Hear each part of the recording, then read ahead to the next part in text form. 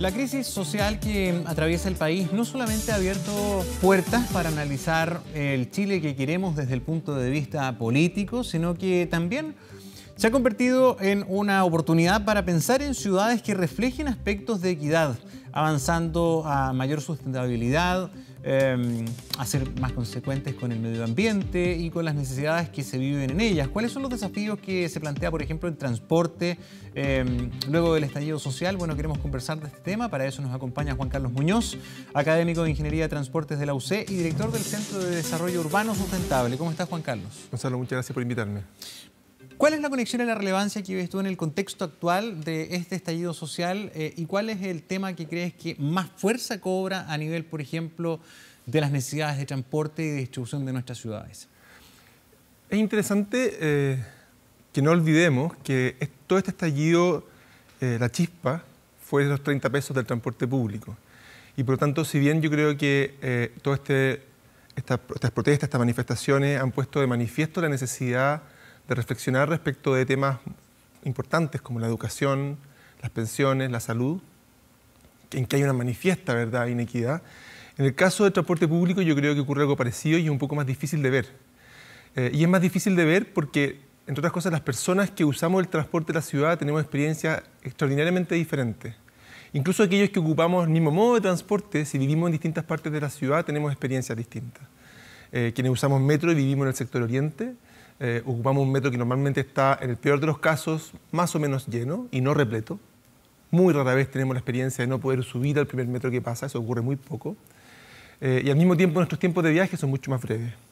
Tenemos que hacer menos transbordos y por lo tanto yo creo que el sistema de transporte de alguna manera es un reflejo también muy fuerte y muy oculto de las condiciones en las cuales las personas viajan y al mismo tiempo de cómo como Estado y como sociedad invertimos en mejorar las condiciones para que esa cancha sea un poco más pareja.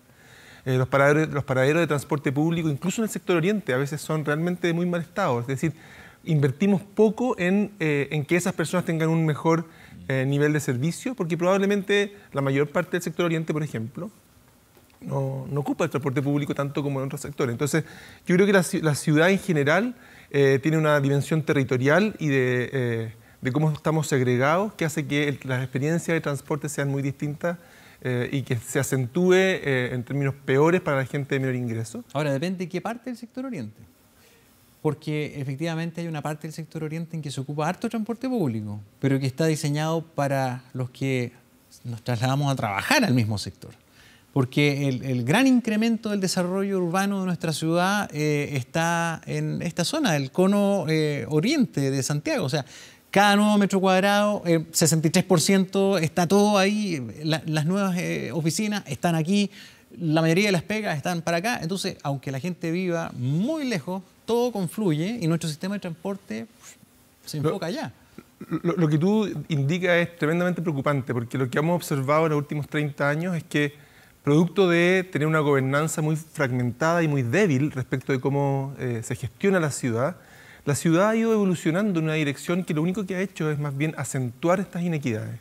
En los últimos 30 años, sistemáticamente, el 60% del espacio orientado a nuevas oficinas se pone en el sector oriente, en este cono, ¿verdad?, que va desde Santiago Centro hacia por la Alameda Providencia, ¿verdad?, a Apoquindo, Las Condes. Y ese proceso ha ido aumentando en esa dirección, con lo cual para la gente del sector poniente, para la gente del sector sur, para la gente de Quilicura, en el sector norponiente, el centro de la actividad y las oportunidades de trabajo están cada vez más lejanas. Y por el contrario, a la gente del sector oriente las oportunidades se les vienen encima y cada vez más cerca y por lo tanto hay un incentivo para el sector oriente de decir, bueno, entonces a lo mejor me voy a vivir un poquito más lejos. Claro. Entonces ahí hay un problema muy grave que tiene que ver con la gobernanza, en que en general el problema que tiene eso es que queda en tierra de nadie. No hay ninguna autoridad en la ciudad que te diga, este problema es un problema que está en mi responsabilidad. Está en mi responsabilidad gobernar la ciudad para que sea mejor para todos. Pero ¿cómo se debería hacer o cómo se debería administrar esto para que cambiara? Porque, por ejemplo, si nosotros lo dejáramos a a la mera voluntad claramente no funciona, no es lo que pasa. O no podríamos esperar que, por ejemplo, los grandes inversionistas que tienen desarrollos de edificios de oficina digan, no, ¿saben qué, chiquillos? Hoy día ya no sigamos construyendo edificios de oficina en Apoquindo o en tal punto, vámonos a Quilicura. Vámonos a colonizar, demos el ejemplo. Eso no va a pasar. Eso no va a pasar espontáneamente por dos razones. Uno es porque la ciudad, en su gobernanza y en el uso del suelo, está sumamente fragmentada. O sea, hoy día vemos al revés lo contrario. Vemos que en Lo Barnechea, que es como el último bastión, ¿verdad?, hacia el oriente, la municipalidad o los inmobiliarios ponen carteles que dice ponga aquí su oficina porque está más cerca de su casa. Y la verdad que eso es una súper mala noticia para el resto de la ciudad. Entonces, mientras sigamos resolviendo el problema de forma fragmentada, eso es un problema grave porque esa persona es insensible, ese tomador de decisión es insensible respecto de lo que le pasa a las otras personas. ¿Y cómo hacemos cambiar eso? Yo creo que aquí lo que necesitamos es, primero que nada, una gobernanza de la ciudad que deje de ser fragmentada en términos territoriales. ¿Y eso se hace prohibiendo, perdón? ¿O se hace, por ejemplo, teniendo un fomento de...? Las dos cosas. Hoy día tenemos planes de uso de suelo por comuna. O sea, hoy día uno no puede poner un edificio en cualquier parte. Dentro de la comuna hay ciertos planes. Lo que necesitamos es que no sea dentro de cada comuna, sino que sea dentro de la región completa. Que la ciudad completa diga dónde queremos poner nuestras nuevas oficinas y dónde no las queremos poner. De modo que podamos tener una ciudad que, por ejemplo, pueda mutar hacia un espacio más policéntrico, en que no solamente tengamos este gran foco en el sector oriente, sino que a lo mejor en San Miguel, a lo mejor, ¿no es cierto?, en Las Rejas, quizás el Paradero 14. Premiando con subsidios, por ejemplo, del valor del suelo. Exactamente, o por ejemplo con impuestos territoriales que sean más bajos para poder instalarse en bajando esos lugares. contribuciones. Sí, yo creo que podríamos tener quizás un anillo intermedio de la ciudad, ¿verdad?, mucho más fuerte y más cerca del sector sur, en que haya ahí espacios interesantes de poner más... Ahora, este no es un problema solamente de Santiago, este es un problema en varias ciudades del mundo. O sea, es muy tradicional que los focos o los polos de desarrollo del mundo de las oficinas se concentren en ciertos barrios, en ciertas zonas, que haya un suburbio, que las zonas de verdad residenciales estén en algún sector.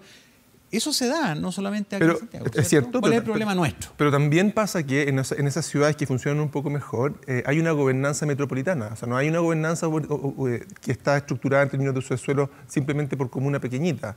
Y ocurre, por ejemplo, en ciudades como en Londres, en que dicen, bueno, hay un sector cerca del centro que se llama The Docks, y esto fue Margaret Thatcher, que tenía muy buen acceso, pero era un espacio realmente deteriorado, y ella puso incentivos tributarios para que las empresas se instalaran ahí, y hoy día es un espacio súper pujante y fantástico. Entonces, yo creo que sí hay oportunidades para gestionar. En el caso de Santiago y en el caso de las ciudades chilenas, tenemos un temor muy grande a la planificación urbana.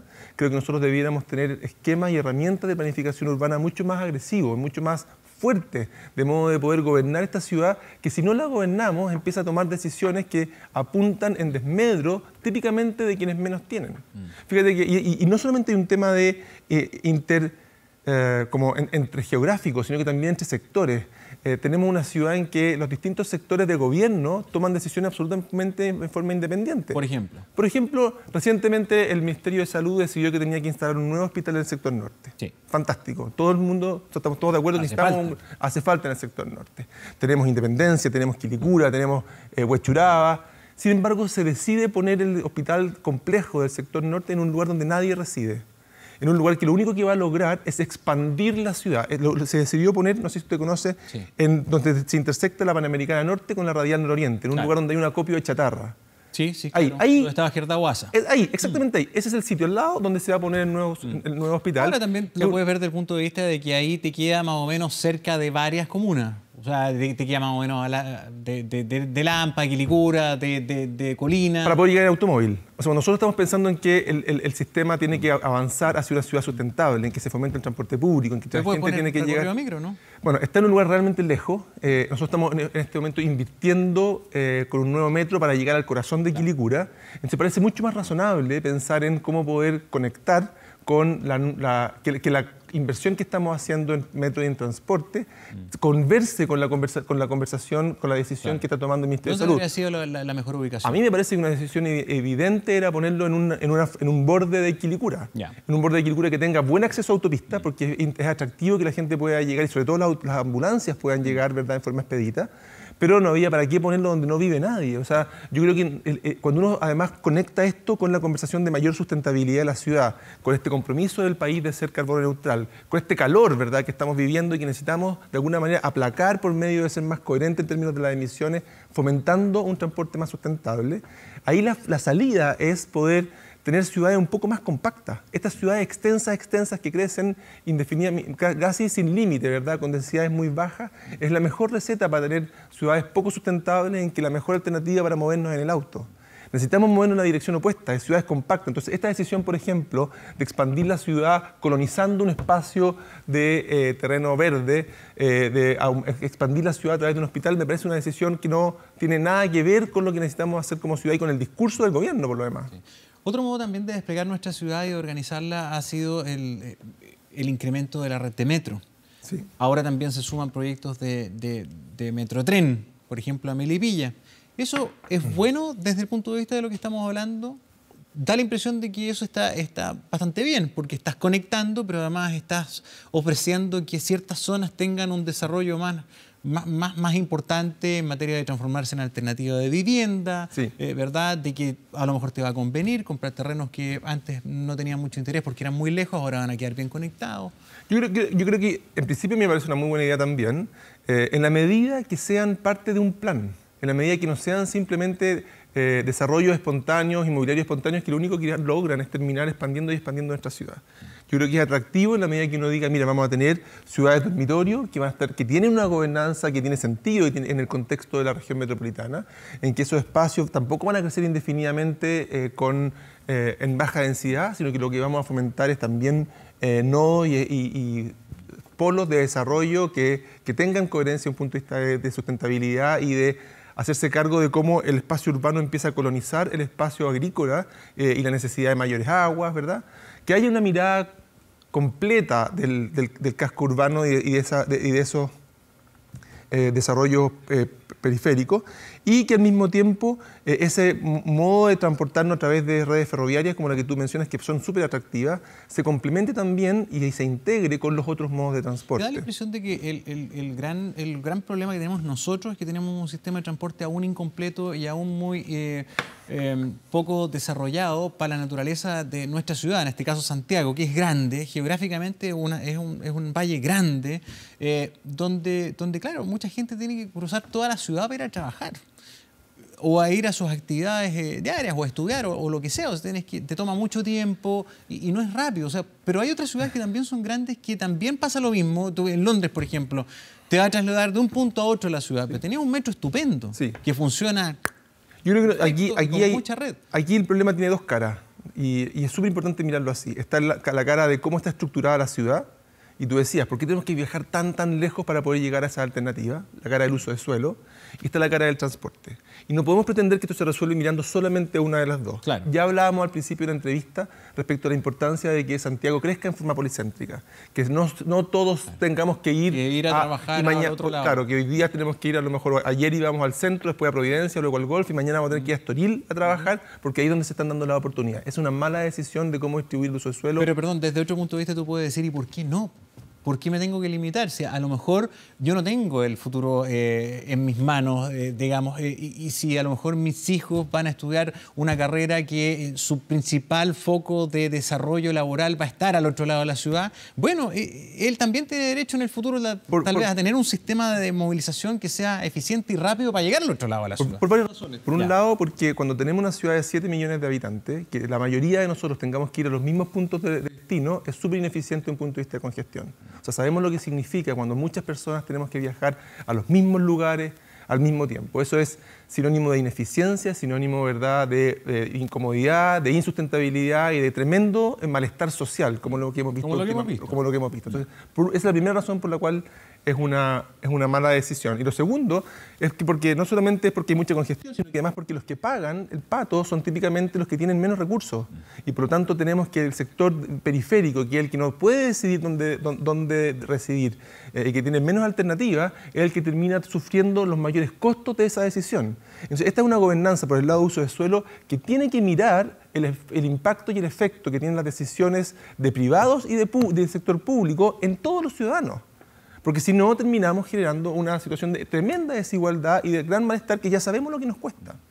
Y la segunda parte de la que tú me preguntabas es la parte del transporte público, del sistema de transporte, en que tenemos que avanzar hacia un sistema de transporte en que ojalá las distancias sean más breves, porque si el viaje es muy largo, es difícil competir el automóvil.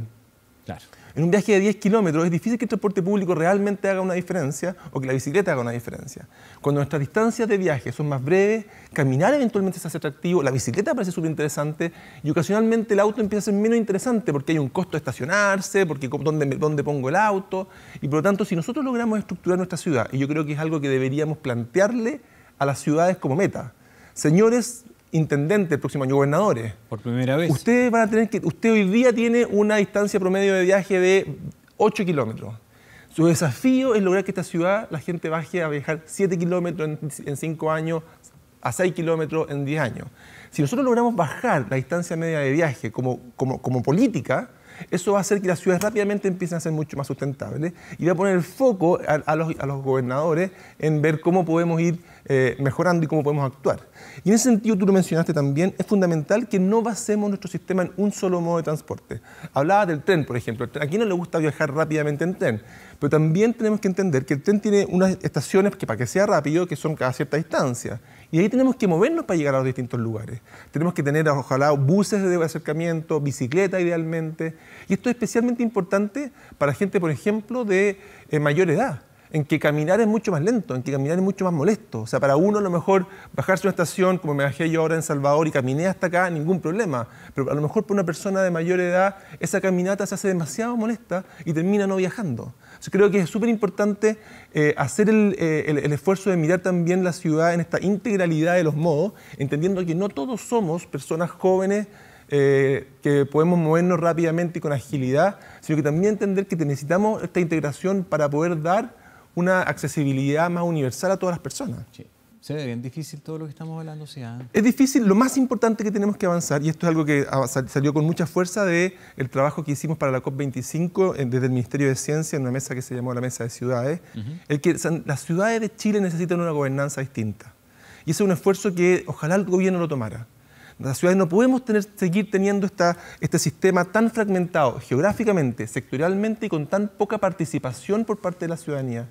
La gente, uno de los temas que también levanta muy fuerte en este tiempo de gran malestar es participamos muy poco. Tenemos muy poco que decir en cómo nuestra ciudad se desarrolla, cómo crece y queremos tomar una parte mucho más vinculante en cómo el Estado va a intervenir en mi ciudad y qué tipo de desarrollos va a implementar. Yo creo que ahí hay un esfuerzo muy grande que hay que hacer, probablemente va a ir alineado con el trabajo de la nueva Constitución, en que le demos a la gente mucho más posibilidades de poder ser más influyente respecto del tipo de ciudad y el tipo de barrio en el cual se mueve.